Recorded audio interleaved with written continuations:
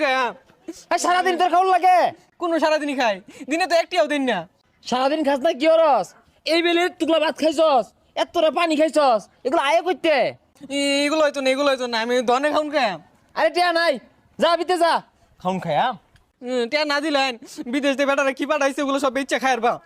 কি ব্যাপার, একটা পোলা বানো আইতাছে না, সবাই গেলে বাঙ্গারি দিয়ে আচার খা, এক কামড়ুর লাগবো, আমারও বাঙ্গারি দিয়ে এগুলা বেচা শুরু লাগবো।